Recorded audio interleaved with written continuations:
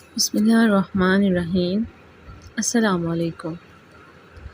میں خاندان کی تمام لڑکیوں سے زیادہ ہوشیار اور چالاک تھی۔ دیکھنے میں بہت پتلی تھی لیکن کام میں پھرتیلی تھی۔ سب رسومات، کھانے پکانے، گھرداری میں نمبر 1 تھی میں۔ میرے پاس ہر بات کا جواب موجود تھا۔ کس کو کس طرح ہینڈل کرنا ہے میں بخوبی جانتی تھی۔ میری حاضر جوابی کے سب بہت قائل تھے۔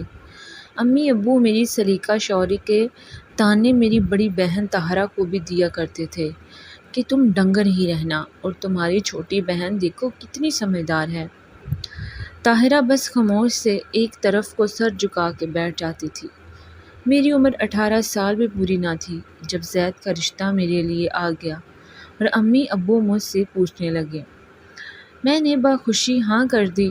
میرے ساتھ طاہرہ باجی کی بھی شادی ایک نارمل گھرانے میں طے ہو گئی، اور یوں طاہرہ باجی 21 سال کی تھی اور میں 18 سال کی جب ہم اپنے پیا دیش صدار دی گئی۔ میرا رشتہ اس شرط پہ ہوا تھا کہ میں اپنی ساس اور خامند کا کام کیا کروں گی، کیونکہ جوائنٹ فیملی سسٹم تھا، لیکن دیورانی اور جٹھانی الگ الگ اوپر والے پورشن میں تھیں اور میرے خامند امی کے ساتھ رہتے تھے، لہٰذا ساس میرے حصے میں آ گئی۔ سسر وفات پا چکے تھے اور 5 نندیں بیاہی گئی تھی۔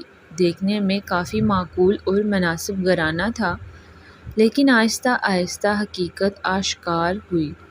میری 5 نندیں اپنے بچوں کی فوجیں سمیت آئے دن گھر آئی بیٹھی رہتی تھی اور شام کا کھانا کھا کے اپنے اپنے خامند کے لیے سالن تک لے کر جاتی تھی۔ شروع میں تو کافی برداشت کیا، لیکن جب صبر اور زبان نے ساتھ چھوڑ دیا تو میں نے کہنا شروع کر دیا کہ ایسا کرنا مناسب نہیں۔ میں اکیلی پکاتی ہوں اور مجھے 15 لوگوں کا روزانہ کھانا پکانا پڑتا ہے۔ لیکن خاوند صاحب الٹا مجھ پر ہی چڑھ دوڑے کہ یوں تم بے ظرف ہو، گھٹیا طبیعت کی مالک ہو، کسی کو کھلا کے راضی نہیں۔ وہی روایتی خرافات۔ میں اب اللہ کو رو رو کر دکھاؤں کہ اپنے ماں باپ کی اتنی لاڈلی اور یہاں ذلیل ہو رہی ہوں۔ بابا دل کے مریض تھے، لہٰذا انہیں بتا بھی نہیں سکتی تھی اور خاموش رہ نہیں سکتی تھی، کیونکہ صحت بہت خراب ہوتی جا رہی تھی۔ خاوند صاحب کبھی ساتھ نہ دیتے، اماں جی کے رعب اور احترام میں چپ رہتے اور ہمیشہ مجھ سے خفا رہتے اور مجھے ہنس کے نہ بلاتے، ہمیشہ جلی کٹی سناتے۔ دیورانی جٹھانی جلتی پر تیل ڈالتی اور مزید لڑائی چلتی رہتی۔ طاہرہ باجی بیاہ کے پردیس چلی گئی۔ باجی جب پاکستان آتی مجھے ملنے آتی۔ میرے سسرال والے طاہرہ باجی کی سلیقہ مندی اور خاوند کی خدمت کو دیکھ کر ان کے قصیدے پڑھتے، اور اب مجھے طعنے ملتے تھے کہ دیکھو اپنی باجی کو کیسے غیروں کے گھر میں جا کر اٹھ کے 6 بجے اپنے خاوند کو بیڈ ٹی دیتی ہے، اور ایک تم ہو جسے ہوش نہیں ہوتا جلدی اٹھنے کا۔ اب میں سوچتی تھی شادی سے پہلے طاہرہ باجی کے دل پہ کیا گزرتی ہوگی جب اسے سگے والدین طعنے دیتے تھے۔ اب مجھے باجی کی حالت سمجھ آتی تھی اور بہت دکھ ہوتا تھا۔ میرے خاوند کا کاروبار یکایک گم ہو گیا، جس کی وجہ سے وہ مزید چڑچڑے ہو گئے اور مجھے بلانا تک چھوڑ گئے۔ ان کی لاپرواہی اور قیام کی زیادتی کے باعث میں کافی بیمار رہنے لگی، اکثر چکر آ جاتی اور بے ہوش ہو جاتی۔ بیماری کی وجہ سے سوکھ کے کانٹا ہو گئی تھی۔ ایک دن حسب معمول میں کچن میں کھانا بنا رہی تھی اور نند کے بچوں کو اسکول تیار کر کے بھیج رہی تھی کہ میری اماں اچانک میرے گھر ملنے آ گئی۔ میں خوشی سے اماں کے گلے لگ گئی، لیکن اماں نے حیرانگی سے پوچھا، تمہیں اتنا تیز بخار ہے اور تم کچن میں ہو؟ میں بس کچھ بول نہ سکی اور آنکھوں سے آنسو گر گئے۔ اماں نے میرا بازو پکڑا اور میری ساس سے خوب لڑائی کی۔ میری نندیں بھی سنتی رہیں۔ اماں مجھے اپنے ساتھ لاہور لے آئیں اور مجھے فوراً ICU میں داخل کروایا گیا۔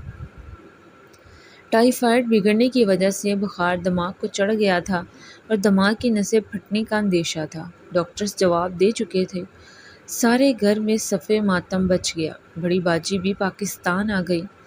باجی روزانہ نفل مان لیتی کہ یا اللہ میری بہن کو صحت عطا فرما۔ دوسری طرف خاوند صاحب نے پلٹ کر کوئی رابطہ نہ کیا۔ وہ تو مزید غصے میں تھے کہ میری مرضی کے بنا میری بیگم کو کیسے لے کر گئے ہیں۔ دن گزرتے گئے حالات بہتر ہو گئے اور میں ایک بار ہوش میں آ گئی۔ اب میری اماں نے میرے خاوند کو فون کیا اور سارا حال احوال بتایا تو وہ الٹا میری امی پر چڑھ دوڑے کہ ایک تو آپ کی بیٹی کام چور تھی، دوسرا آئے دن بیماری کا بہانہ لگائے رہتی تھی۔ اماں نے بہت کہا لیکن وہ حسب معمول گرجتے برستے رہے۔ اماں اور ابا سر جوڑ کے بیٹھ گئے اور میرے سسرال کے بڑے لوگوں کو بلوایا گیا اور الگ گھر کا مطالبہ کیا گیا، جو کہ نامنظور ہو گیا۔ مجھے اس وقت بہت تکلیف ہوئی جب میرے خاوند نے میرا حال تک نہ پوچھا اور الٹا حسب معمول اپنے کاروبار کا رونا روتے رہے۔ اماں سخت غصے میں تھیں کہ میری بیٹی مر جاتی، تم لوگوں کا کیا جاتا، تم تو نئی بیگم لے آتے اور ہم دوسری بیٹی کہاں سے لاتے۔ میرے خاوند نے نئی چال چلی اور طلاق کی دھمکی دی۔ میرے ابا فوراً کھڑے ہو گئے اور کہنے لگے ابھی طلاق دو فوراً، تمہیں بیٹی دی تھی بیچی نہیں تھی۔ میرے خاوند لڑتے بولتے واپس چلے گئے۔ اب جیسے ہی میرے خاوند اپنے گھر پہنچے تو میری ساس اور نندیں کہنے لگی دفع کرو اس بیمارن کو، نہ کام کی نہ کاج کی، 24 گھنٹے بیمار، تم اسے طلاق دے دو اور ہم تمہارے لیے اس سے بھی اچھی اور خوبصورت بیوی لائیں گے۔ خاوند صاحب خود بتاتے ہیں کہ میرا دماغ یکا یک پھٹنے کو آ گیا کہ یہ سب لوگ چاہتے ہی نہیں میرا گھر بسے، بس ان کو اپنے کام اور خدمتوں کی غرض ہے۔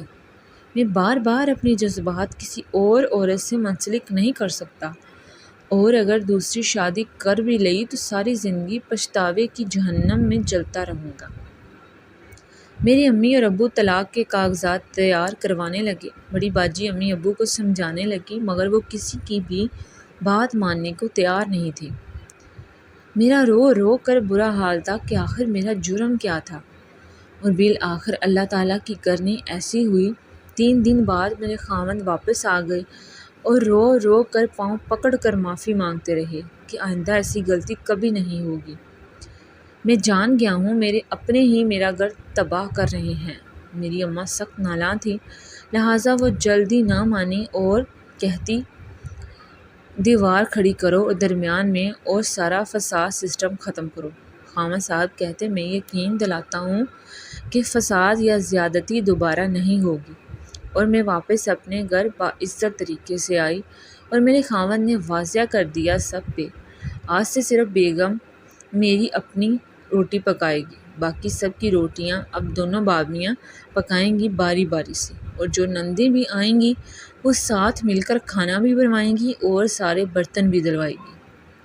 لیکن جب سے یہ باتیں واضح ہو گئیں میری نندیں بھی بہت کم آتی۔ اب سارا گھر بڑی ہنسی خوشی چل رہا تھا۔ سچ کہتے ہیں خاوند کا انصاف زندگی سنوار دیتا ہے اور اس کی ناانصافی زندگی تباہ کر دیتی ہے۔ آج کی کہانی آپ کو کیسی لگی؟ اپنی رائے کا اظہار کمنٹ باکس میں ضرور کریں اور میرے چینل زنیشا اسٹوری کو سبسکرائب کریں۔